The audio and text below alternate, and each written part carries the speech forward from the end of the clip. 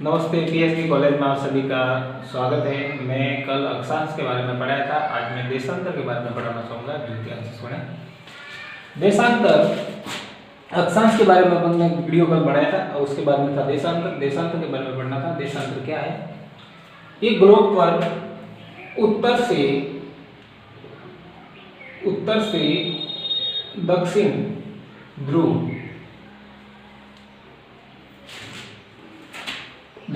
ध्रुव पर काल्पनिक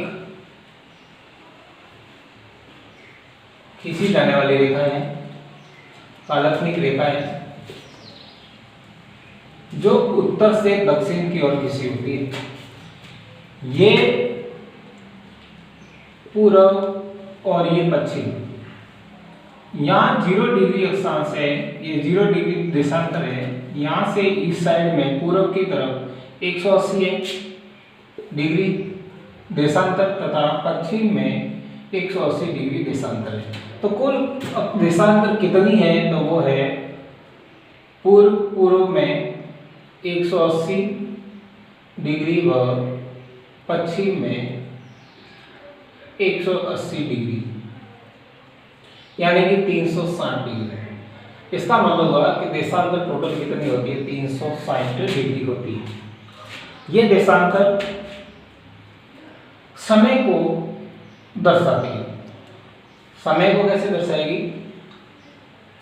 इस देशांतर में उत्तर एवं दक्षिण को, पृथ्वी को समान 2 भागों में बांटती है।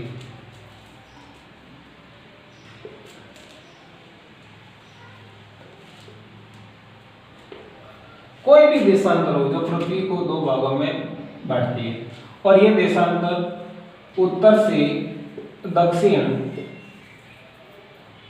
सभी देशांतर की लंबाई बराबर होती है तथा एक देशांतर से दूसरी देशांतर के बीच दूरी को गौर कहते हैं। अक्षांश, एक अक्षांश दूसरे अक्षांश को तो कटिबंध कहा जाता है, लेकिन देशांतर, एक देशांतर से दूसरे देशांतर जो बीच की जो दूरी है या भूभाग है, उसको अपन गौर के नाम से जाना जाता है। और एक देशांतर से दूसरी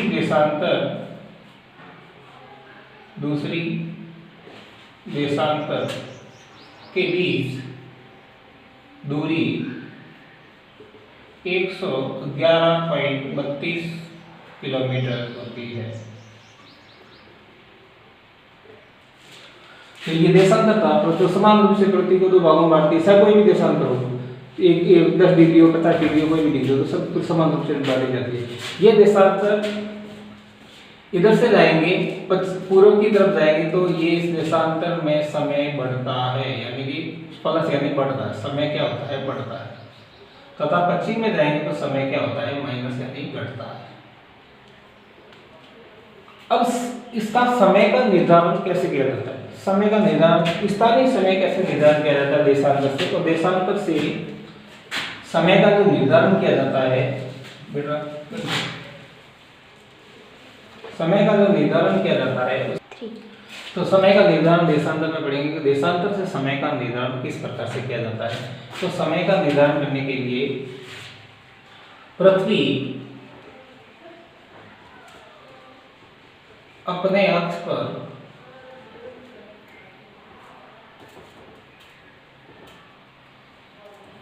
पश्चिम से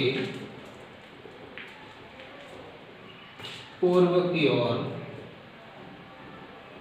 घूर्णन करती है। प्रति पश्चिम से पूर्व की ओर घूर्णन करती है। और ये घूर्णन 120 घंटे में एक चक्कर पूरा करती है। इसलिए अपन कहते हैं एक चक्कर पूरा करेंगे तो दिन और रात बनती है। जब 120 घंटे में एक चक्कर पूरा करती है पृथ्वी अपने अक्ष पर, तो पृथ्वी 360 डिग्री पूरा एक चक्कर पूरा कर लेती है। तो 360 डिग्री पृथ्वी घूमती है या घूर्णन करती है, तो समय लगता है 24 घंटे। अगर इस 24 घंटे को अगर मिनट में पढ़ें तो इनको क्या करेंगे, 24 गुना 60 मिनट में परिवर्तन करेंगे तो कितने होंगे, 1440, ये हो गई मिनट। इसका मतलब ये हुआ कि प्रति एक चक्कर लगाने में लगभग उसको 24 घंटे लगते हैं पूरे, या फिर मिनट कितने लगे तो 1444 मिनट लगती है। तो अगर पृथ्वी 1 डिग्री घूमेगी, पृथ्वी 1 डिग्री घूमती है या घूर्णन करती है, तो कितना समय लगेगा, तो क्या करना पड़ेगा, इसमें 360 डिग्री का इसमें भाग दे देंगे तो पता लग जाएगा कि 1 डिग्री एक देशांतर से दूसरे देशांतर में जाने में कितना समय लगता है, या एक देशांतर से दूसरे देशांतर में जाने में कितना समय लगता है। तो 1440 मिनट में 360 का भाग देंगे, तो इसका इसमें भाग दे दिया तो 4 मिनट लगता है। इसका मतलब ये हुआ कि एक देशांतर से, एक देशांतर है और दूसरी देशांतर है, अपन यहाँ से यहाँ तक जाते हैं तो अपन को यहाँ से यहाँ तक आने में 4 मिनट लगती है, 4 मिनट लगती है। इसका मतलब हो गया एक देशांतर से दूसरे देशांतर में जाने में 4 मिनट, तो 360 डिग्री या 360 डिग्री देशांतर जाएंगे तो उनको कितने लगेंगे, 24 घंटे, 24 घंटे या 1440 मिनट लगती है। इसका मतलब अपन ये समय का निर्धारण ज्ञात करेंगे तो एक देशांतर से दूसरे देशांतर में जाने में समय लगता है 4 मिनट, और 4 मिनट लगता है। तो अपन जैसे कि उदाहरण के लिए, जैसे कि ये है अपनी ग्रीनविच रेखा, तो मैंने अभी बताया था इसके पूर्वी भाग पूरा वर्ल्ड है, तो ग्रीनविच ये ग्रीनविच रेखा है। यहाँ से अपन राइट हैंड में जाएंगे तो यहाँ पर समय क्या होगा, बढ़ेगा, तथा इधर जाएंगे पश्चिम में जाएंगे तो यहाँ पर समय क्या होगा, कम होगा। जैसे कि ये एक देशांतर है 0 डिग्री पर में, ये एक देशांतर है, ये दूसरी देशांतर है, ये तीसरी देशांतर है, ये चौथी देशांतर है। इस प्रकार से 180 डिग्री देशांतर इस साइड में हो जाएगी, और इसी प्रकार से इधर भी ये एक देशांतर है, ये एक देशांतर है, ये एक देशांतर है, ये एक देशांतर है, ये एक देशांतर है। तो इस प्रकार से 180 डिग्री, 180 और 180 किसके पड़ जाएगी, टोटल 360 डिग्री देशांतर हो जाएगी। अब इस 4 मिनट का मतलब क्या होगा कि यहाँ पे 0, जैसे कि मैं ये मान लेता हूँ कि ग्रीनविच रेखा पर अगर 10 बजे है, दिन के 10 बजे हैं, तो ये एक देशांतर में अपन जाएंगे, एक देशांतर, 2 देशांतर, 3 देशांतर, 4 देशांतर, 5 देशांतर, 6 देशांतर। तो यहाँ अगर एक देशांतर से दूसरे देशांतर में जाएंगे तो दूसरी देशांतर में यहाँ 10 बजे है, तो यहाँ पर कितने बजेंगे, तो 10:04 हो जाएगी। दूसरी देशांतर में जाएंगे तो 10:08 हो जाएगी। तीसरी देशांतर तो 4 ऐसे ऐसे बढ़ती जाएगी। तो इस पूर्व में जाएंगे तो समय बढ़ेगा, तो इस तरफ पश्चिम में जाएंगे तो समय क्या हो जाएगा, तो 10 बज रहे हैं ग्रीनविच, तो यहाँ 4 मिनट क्या हो जाएगी, माइनस हो जाएगी, तो यहाँ हो जाएगा 9:56। कोई इधर और बढ़ कम होती रहेगी। तो इस प्रकार से समय का निर्धारण किया जाता है पूरे विश्व का। 3 उसी प्रकार से एक क्वेश्चन है समय निर्धारण करने के लिए।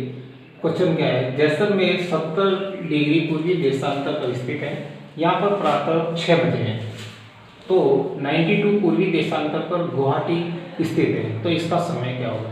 तो गुवाहाटी का अपन को समय ज्ञात करना, तो समय कैसे ज्ञात करेंगे, जैसे कि देखो ये 0 डिग्री ग्रीनविच रेखा है, 0 डिग्री, यहाँ से पूर्वी देशांतर पूर्व में, तो ये पूर्व वाला हो गया, ये पश्चिम वाला हो गया, तो पूर्वी देशांतर इस साइड में कौन सी, तो यहाँ 0 1 2 3 4 इसी प्रकार से यहाँ पर आएगा 70 डिग्री, ये आ गया 70 डिग्री।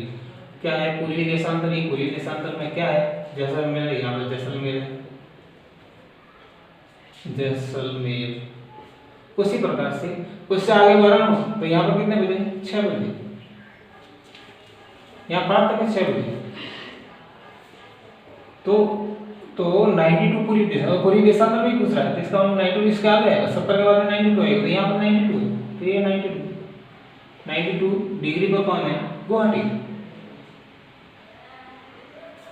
गुवाहाटी है स्थित है। तो इसका समय क्या, तो इसका समय ज्ञात करते हैं, यहाँ पर कितने बजे होंगे, इसका मतलब तो ज्ञात करेंगे। तो अपन ने ये पढ़ा था कि एक देशांतर से दूसरे देशांतर में अपन जाते हैं तो अपन को कितना समय लगता है? 4 मिनट का, 4 मिनट का समय लगता है। तो अपन ने कितने डिग्री यहाँ से यहाँ तक कितने डिग्री का अंतर रहेगा, तो इसमें से इसको क्या करेंगे? घटा देंगे। कितने डिग्री का अंतर रहता है? तो 92 में से 70 को घटा दो, ये रह गया 2 और ये रह गया 2, इसका मतलब कितने? 22 डिग्री का हो गया। जब एक डिग्री से एक देशांतर से दूसरे देशांतर में जाने का समय लगता है अपन को 4 मिनट का, तो 22 डिग्री जाएंगे तो कितना समय होगा? तो क्या करेंगे अपन को? 22 डिग्री को 22 डिग्री आगे जाना पड़ेगा, तो फिर 4 से गुणा कर देंगे, तो इसको गुणा कर ये हो गया 8 और ये हो गया 8। इसका मतलब ये हो गया 88 मिनट लगेगी। कितनी मिनट लगेगी? 88। अगर 88 मिनट को अपन क्या करेंगे? घंटे में परिवर्तन करेंगे, तो घंटे में परिवर्तन करेंगे तो इसमें से 60 मिनट हो गया, यानी कि 60 मिनट